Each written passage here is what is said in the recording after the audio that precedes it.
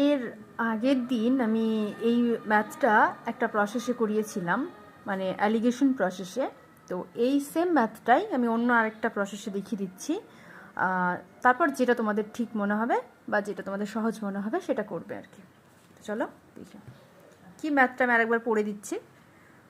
In an examination a student scores 4 marks for every correct answer and loses 1 mark for every wrong answer.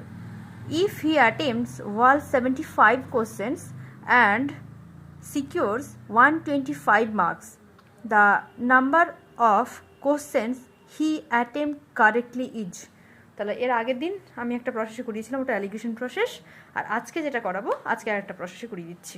ঠিক আছে, তো মনে করে নিলাম যে আর কারেক্ট করেছিল বিটি। ঠিক আছে, তাহলে রং কটা করাবে?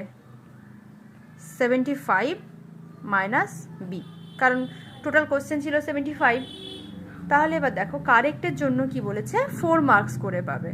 তাহলে বিটি প্রশ্ন উত্তর দিয়েছে, যদি 4 মার্কস করে পায় তাহলে 4 ইন্টু বি মাইনাস রং করেছিল কতটি, 75 মাইনাস বি।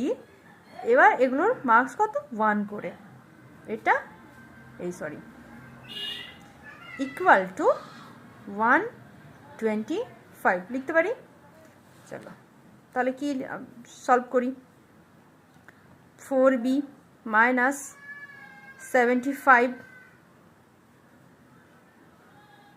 মাইনাস মাইনাসে plus b equal to 125, 5b equal to 125 plus 75 সমান 5b সমান 200। অতএব b সমান 200/5 সমান 40। ঠিক আছে, তাহলে কারেক্ট করেছিল 40টি, কারেক্ট সমান তাহলে কত, 40টি। তাহলে রং আমি বার করে দিতে পারবো। রং যদিও চাইনি, তাহলে কি করব, 75 মাইনাস 40 ইকুয়াল টু 35। ঠিক আছে, বোঝা গেল? এটা যেটা তোমাদের সহজ মনে হবে সেটা সেইভাবে করে নেবে।